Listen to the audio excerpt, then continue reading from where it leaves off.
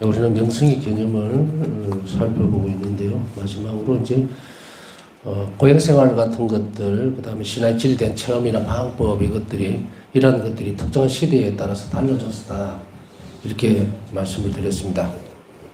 예를 들면 11세기에서 12세기 폴란드에서의 거룩함 전형은 삶이 순교나 고통 안에서 끝나는 억제되어진 은수자였습니다.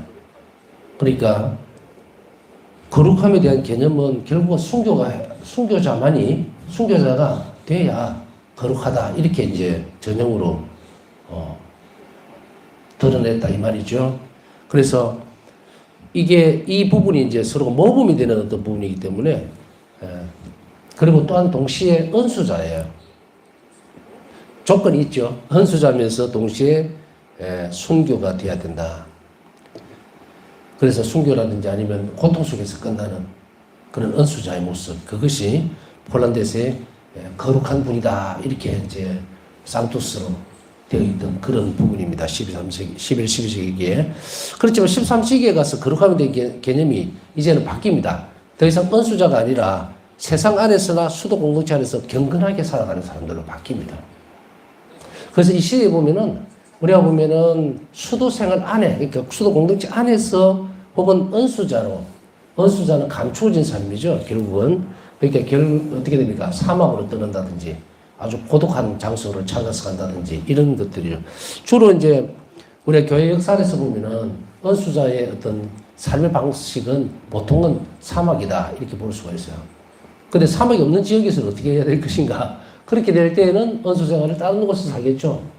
사람이 없는 곳, 이런데, 보통은 지금 이제 살펴보는 은수자의 모습은 광야, 아니면, 유대 지방에 있는 그런 모습들을 보면 초세기 교회도 광야로 떠난다든지, 사막으로 간다든지, 이런 식이에요. 산으로 간다든지, 아주 깊은 정글로 들어갔다는 그런 것은 제가 아는 한은, 모르겠습니다. 아는 바가 없어요. 왜냐면 이제 유럽 쪽으로 가면 아무래도 그렇겠죠. 산이 좀 많지를 않습니다. 평야라든지 아니면 광야라고 표현되는 것.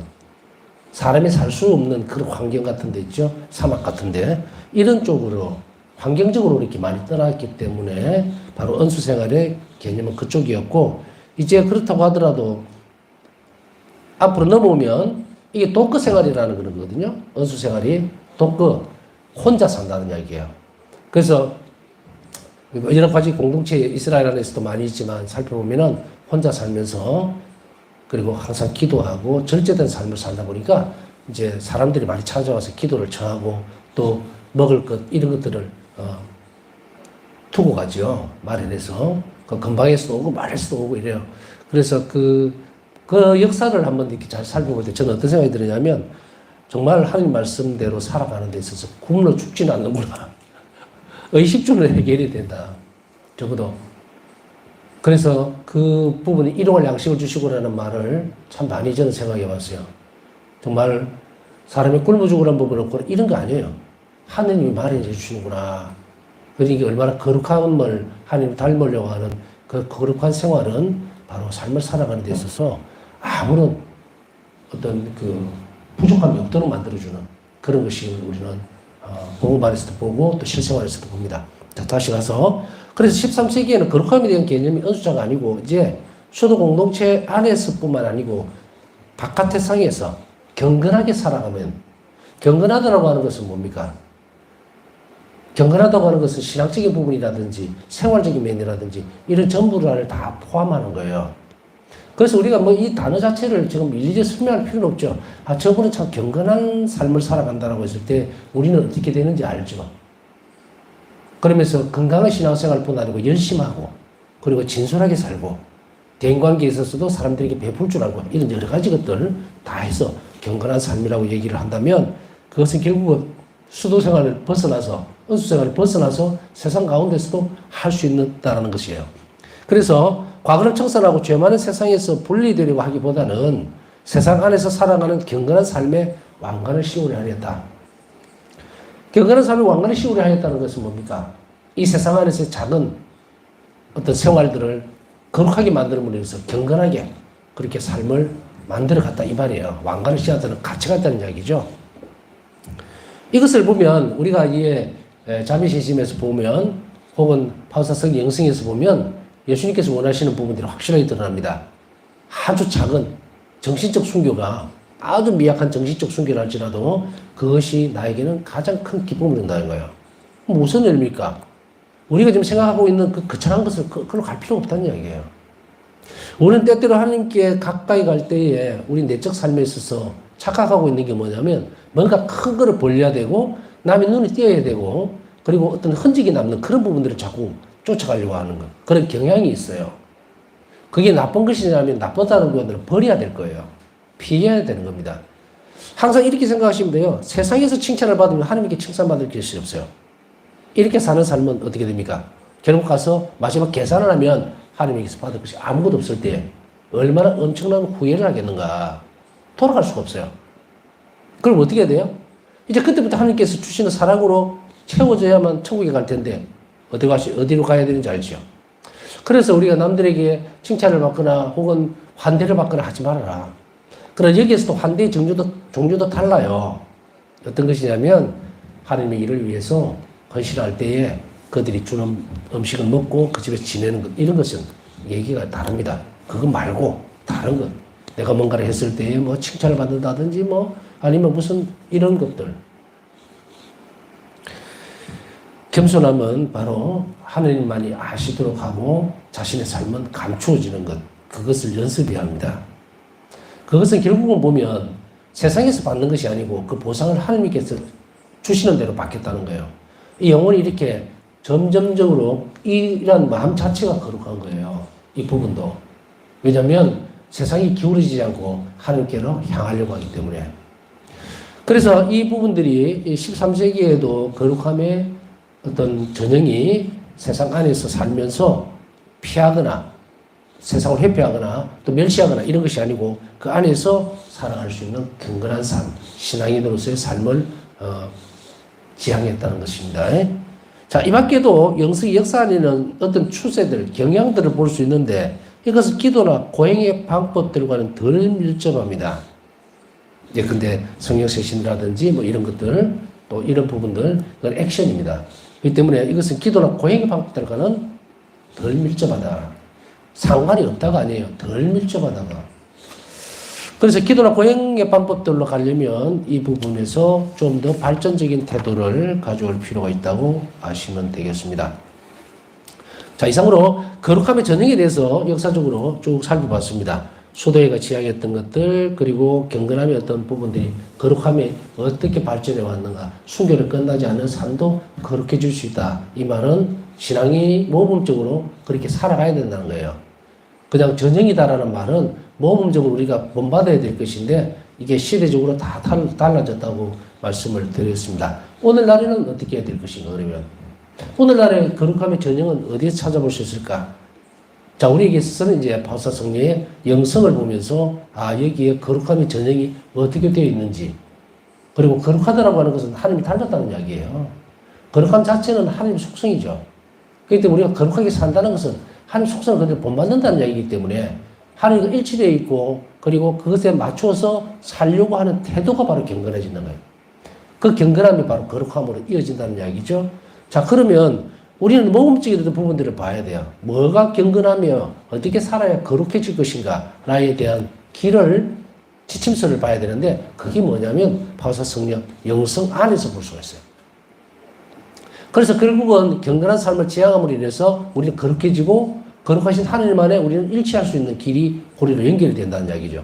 그럼 우리 경건한 삶은 어떻게 사는 것이고 거룩함의 삶은 어떤 것인가를 이제 바우사 성령을 통해서 살펴볼 겁니다. 바우사 성령 영성에서 살펴보면 이 거룩함의 전형이라든지 그리고 경건하게 산다는 이 모습들은 굉장히 뚜렷하고 확실하게 우리에게 확신을 줍니다.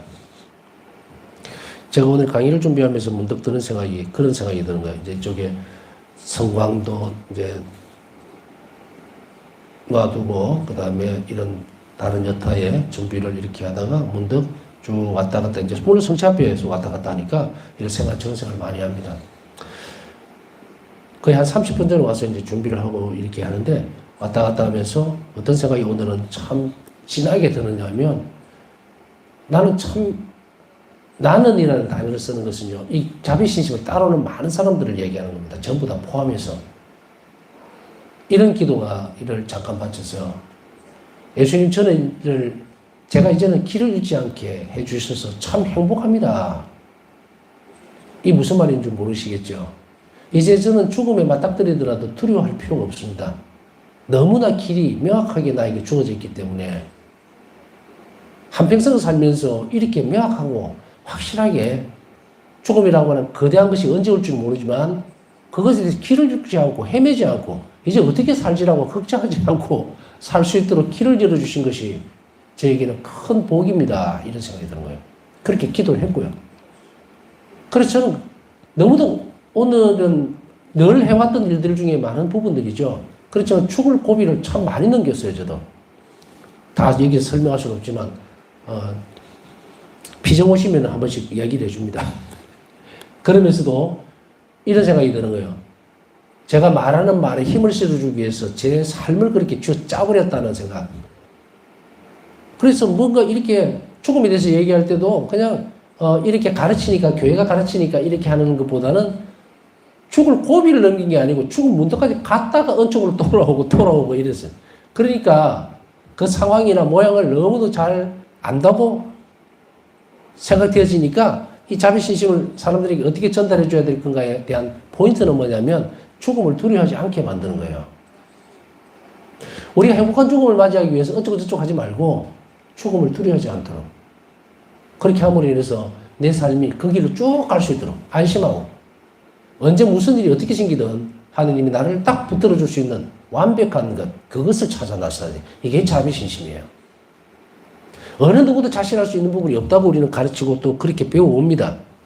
그래서 우리가 좀 더 겸손해져야 되고 좀 더 열심히 해져야 되고 그렇다 하더라도 내가 이런 거룩함이나 혹은 경건함으로 정말 천국에 갈 수 있을까라고 누구도 자신 있게 얘기를 할 수 없었다면 자비신심은 분명하게 얘기를 해줍니다. 이렇게 살면 천국에 갈 것이다라고.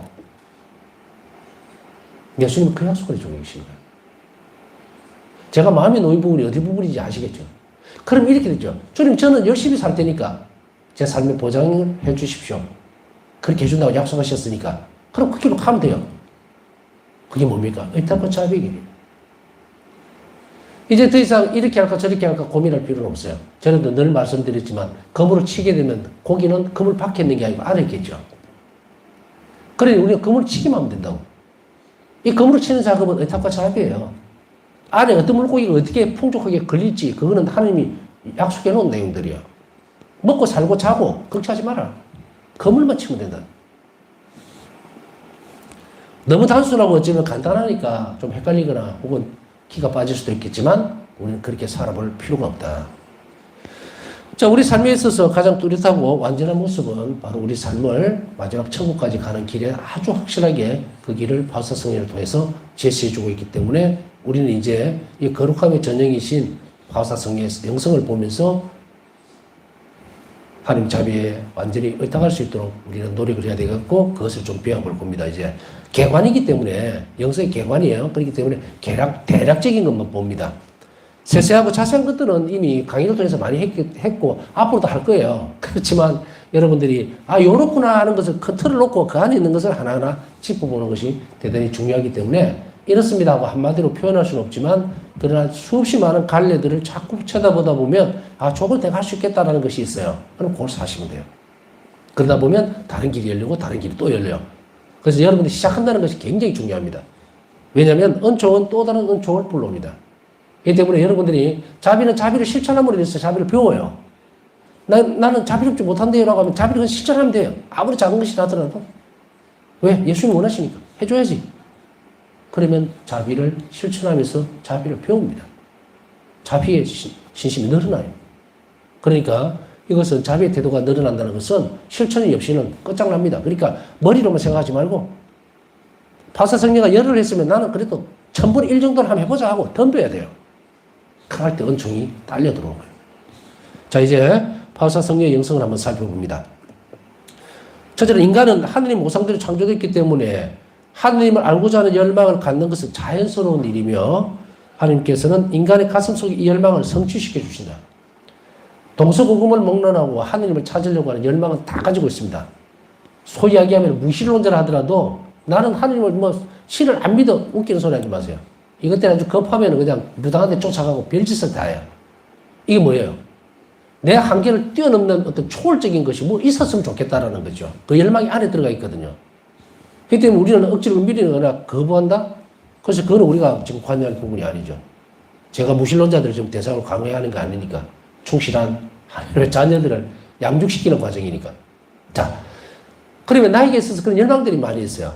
그래서 이 요즘은 이렇게 살펴보면 전화가 오고 이렇게 문의를, 비정문의를 한다든지 이러면 어떤 사람들은 주로 이제 여기는 개인 피정을 못 합니다. 저 혼자 있기 때문에. 그래서 자매님들이 와서 혼자 살고 이거 안 돼요. 내가 무서워서 안 되거든요. 그러니까 농담이고 자리가 없어요. 그리고 식사를 해줄 그것도 안 되고. 자, 그래서 그렇지만 제가 이 말씀을 왜 드리냐면 들을 때마다 마음은 아프지만 끊으면서도 이런 열망들을 갖고 있다는 거예요. 뭔가 의지하고 싶고 기대고 싶고 그런데 찾을 길이 없는 거예요. 뭘 해야 되지? 이렇게. 그랬을 때에 저도 마찬가지의 어떤 부분들을 가지고 가거든요. 어디로 가야 되지? 무엇을 해야 되지? 그런데 자비신심을 공부하고 그리고 그것에 대해서 하나하나 실천해 나갈 때에 소위 이야기하면은 매일의 삶의 피정과 같이 가는 거예요. 피정처럼.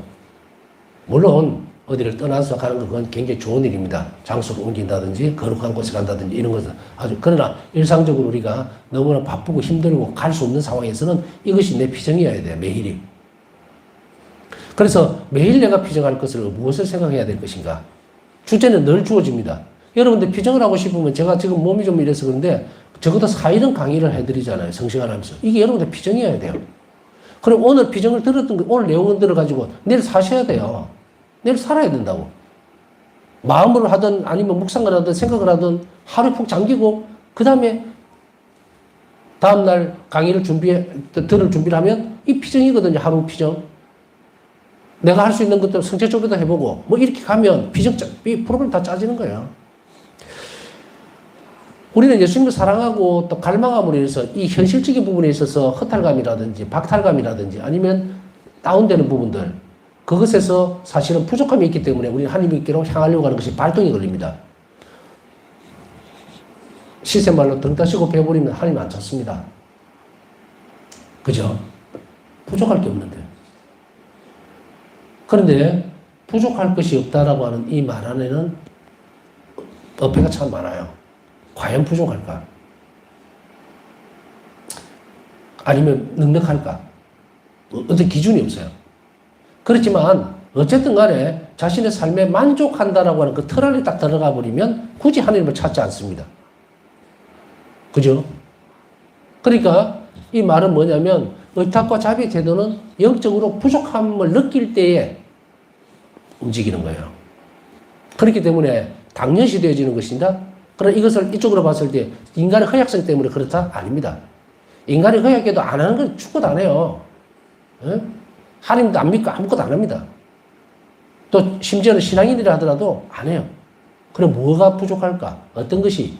그것은 바로 이 영혼이 하나님께서 창조됐는데 하나님께 신적 존재에 대한 어떤 갈망들이 있는데 이게 문제 때문에 막혀버려가지고 뚜렷하게 하나님이다 이걸 못하는 거예요. 그래서 바울 사도교에서 로마에 갔을 때도 그 말씀을 적고 있죠. 이름 모를 신에게라는 이런 비석 같은 그런 걸 봐요. 그래서 바울 사도는 이걸 이제 바꿔버립니다. 이 이름 모를 신이 아니다. 이것은 하느님이다. 예수님이라는 것을 분명하게 얘기를 해줍니다. 그렇게 가르치죠. 그러니까 이 사람들이 이제 이름 모를 신에게 하다가 그 신이 하나님께서 그러니까 바울 사도의 말씀을 듣고 예수 그리스도구나. 그리고 하나님 아버지 계시는구나. 이렇게 옮겨갔죠. 그래서 이제 태양신이라는 게 없어지면서 이렇게 옮겨간 거예요. 자, 마찬가지로 우리 안에 그것이 없으면, 원래 없으면 이렇게 되질 않죠. 그래서 이 부분들을 가지고서 우리는 이 열망을 가지고 있기 때문에 하나님께서는 우리 안에 오셔서 그 성취를 시켜주는 거예요. 그래서 우리가 막연하게 천국을 바라고 기다리는 것이 아니라 내 영혼 안에서 사는 그 행복을 지금부터 누리려고 하는 그것을 채워주시기 위해서 예수님을 이 땅에 보내신 겁니다. 세상의 모든 사람들은 이성을 사용하여 하나님께 대한 지식, 그분이 눈에 보이는 사업들을 토대로 하는 지식입니다. 예컨대 자연현상이라든지 우리 눈에 보이는 사물들 이런 거 있죠. 동식물들 뭐 자연현상 이런 것들을 쉽게 얻을 수 있습니다. 세상의 모든 사람이라고 얘기를 했습니다. 그리스도인들에 대한 이야기가 세상의 모든 사람들은 이성을 통해서 다 알고 있어요. 그래서 이것이 눈에 보이는 것들이 그대로 어디서 왔는지에 대한 궁금증도 있지만 찾지 못하죠. 우주가 어떻게 생겼는지 별이 왜 저기 하늘 공태에 붙어 있어야 되는지 모릅니다. 그렇지만 하늘에 대한 지식을 쉽게는 얻을 수 있어요. 하늘도 창조를 하셨고 땅도 창조하셨고 나도 있네. 그러니까 인간도 창조하셨고 지식을 쉽게 이성적으로는 받아들일 수가 있습니다. 왜냐면 어디서 왔느냐라고 물어봐야 답도 없고 그죠? 결국은 인간들이 과학적으로 아무리 접근을 해도 이거는 창조라는 것밖에 답이 없어요. 이 세상에 물질로 조합을 해서 만들 수 있는 게 아무것도 없습니다. 우리가 뭐 유전자 조작이니 뭐니 한번 100번 떠들어대도요. 그게 과학의 뭐 쾌거니 성린이 아무 소용없어요. 왜냐하면 무에서 유를 만들어내지 못해요. 그죠? 아주 간단합니다.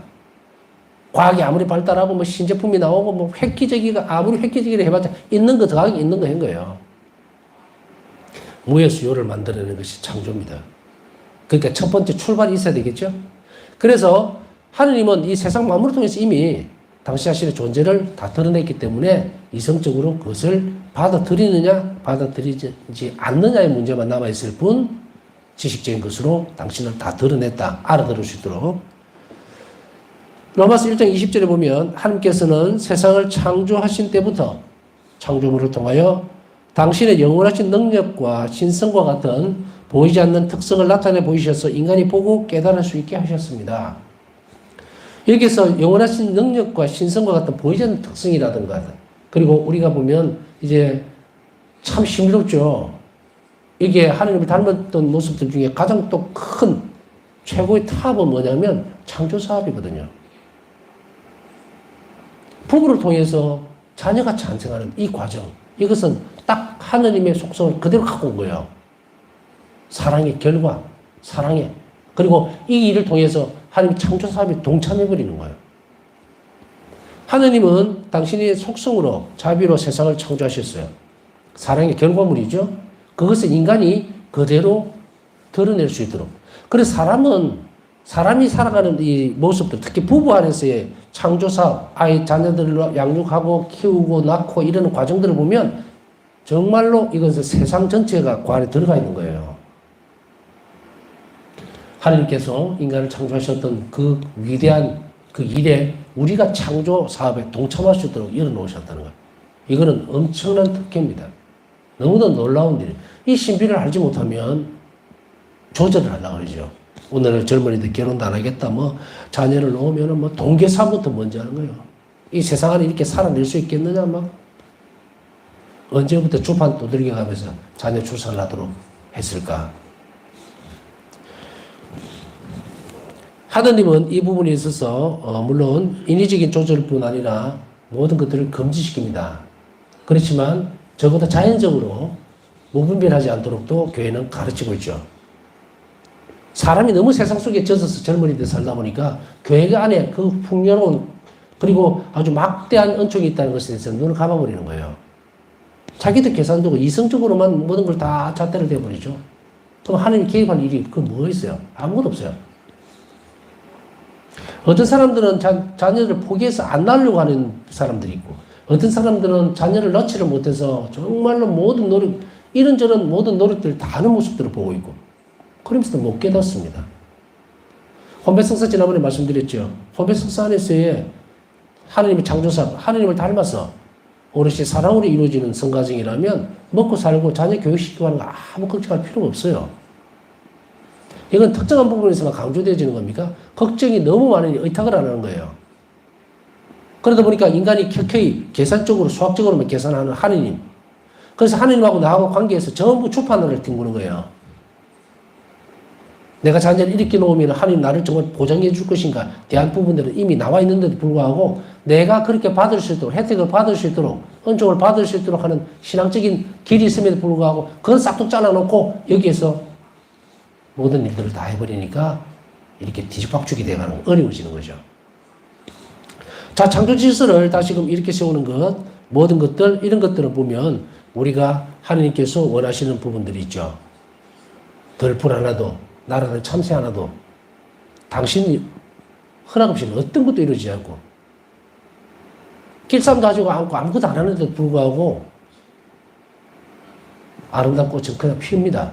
그거 가지고 다 돌보고 계신다고 분명히 이야기하는데, 그 복음이 내 삶 안에서 얼마나 강하게 자리를 잡느냐에 따라서 우리는 이 세상 안에서 아무런 어려움 없이 살 수 있어요.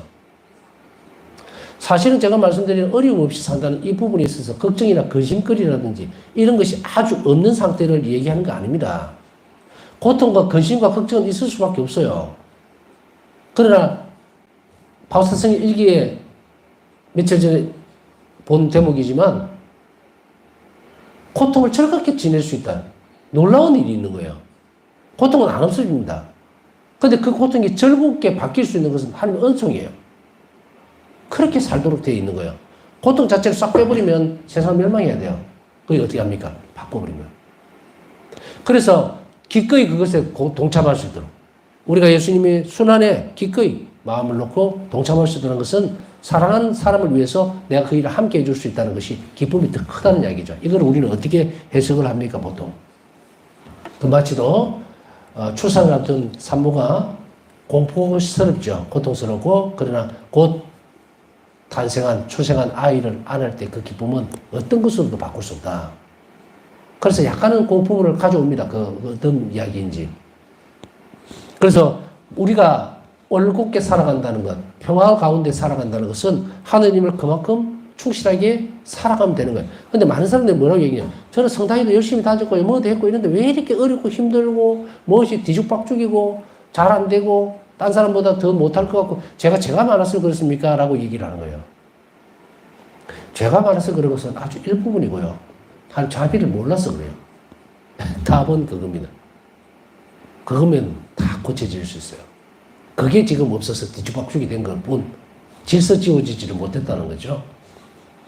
그래서 여러분들은 이 일을 잘 받아들이고, 그리고 이 길을 이제 새로 개척해 나가야 됩니다. 여러분들에게 있어서 어쩌면은 막 뼈가 이렇게 틀어지는 그런 어려움을 겪어내야 될 때도 있어요. 이 일을 하다 보면. 이 일이라는 건 뭡니까? 자비로 주기 위해서는. 어떤 사람에게서는 아주 작은 그런 것들을 실천하기가 어렵지가 않은데, 어떤 사람에게서는 그것조차도 자신의 자존심이나 모든 걸 무너뜨려야 겨우 넘어갈 수 있는 사람이 있다고요. 그렇지만 다 해내야 돼요.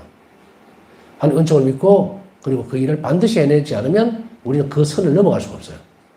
그러니 하느님은 개방해서 모든 걸 다 주겠다라고 했지만 오지 않는 사람에게 줄 수가 없다는 이야기예요. 그렇기 때문에 이 영성의 길을 충실히 잘 따라갈 필요가 있죠. 그리스도인들은 신앙의 선물을 통하여 하나님을 더 깊이 알게 되는 것이 가능합니다. 여러분들은 하나님을 더 깊이 알 수 있어요. 그런데 아이고 나는 하나님 좀 만나봤으면 좋겠다라고 그렇게 머리로만 하지 말고 이제 확실하게 그 삶을 살아내므로 인해서 하나님 존재하도록 만들어야 돼요. 그렇기 때문에 이 부분들이 연결고리가 끊어지면 안 된다는 이야기예요. 그 자비를 자꾸 베풀어라는 말은 자비를 베품으로 인해서 하나님 존재가 점점 내 안에서 드러나게 해야 된다는 거예요. 하나님 사시도록 해야 된다. 하나님 활동하시도록 해야 된다. 그러면 모든 것이 뭡니까? 잘 될 것이다. 하나님이 내 안에서 활동하시는데 내가 하는 일이 축복이 안 될 수가 없어요. 장사하는 사람 장사가 잘 될 것이고, 말을 하는, 사업을 하는 사람 사업이 잘 될 거고, 될 수밖에 없죠. 그러나 그 안에 뭐가 있어야 됩니까? 의탁의 태도라면 겸손과 열심한 신앙생활, 그리고 자비로운 태도들 다 있어야 되죠. 그것만 가지고 있다면 하나님 내 안에서 활동을 하시는 거예요. 그리고 우리가 벼락 맞듯이 하늘에 돈이 뚝 떨어지는 그런 은총. 그러니까 돈 안 줍니다. 그렇게 돈 안 줘요. 하늘이 밖에 있고 내가 여기 있는데 그렇게 주어지는 것이 아니라 내 삶 안으로 들어오셔서 내가 하는 활동을 통해서, 기도를 통해서, 일을 통해서 은총을 풀어줘야만 그때 내가 돈이든 사업이든 경제든 다 돌아가는 거예요. 내 삶에 있어서. 예수님은 우리를 이렇게 아이와 같이 이렇게 돌봐주기를 원하는데 엉뚱한 방법을 지금 선택하고 있다면 다 바꾸셔야 돼요. 틀렸죠? 방법이. 그러니까 막 할 일 없이 나는 열심히 다니는데도 왜 이렇게 쪼달리게 살고 고통스럽고 병도 많고, 방법이 틀려서 그래. 틀려서 다 뜯어고쳐야 되죠. 이제 하나님께 내어놓고 다시 돌아와야 돼요. 하나님께서는 인간에게 당신의 보스로서 말을 건네시고 당신의 동료로서 인간을 초대하고 얻으시려고 그들 가운데서 활동하시기 때문이다. 출애굽기 33장 11절, 요한복음 15장 14절에서 15절, 바룩서 3장 38절 참조하시면 돼요. 하느님은 말을 건네요, 나에게. 무엇을 통해서 말을 건네실까? 내가 하는 활동을 통해서 말을 건네시는 거예요. 그러니까 옆에 와서, 야, 말 좀 하자. 너 오늘 이리 와봐. 너하고 면담 좀 해야 되겠다. 하고 앉아갖고 뭐 이리 얘기하는 게 아니고, 내가 기도하니까 옆에 와서 막 이렇게 속삭이는 게 아니고, 당신의 일을 내가 자비롭게 함으로 해서 내 안에서 활동하시면서 내가 알아듣는 거예요. 이게 영성의 길입니다. 이 길을 왜 모르니까 그냥 기도하면서 뭔가 나타났으면 좋겠고, 뭔가 한 소리 들었으면 좋겠고,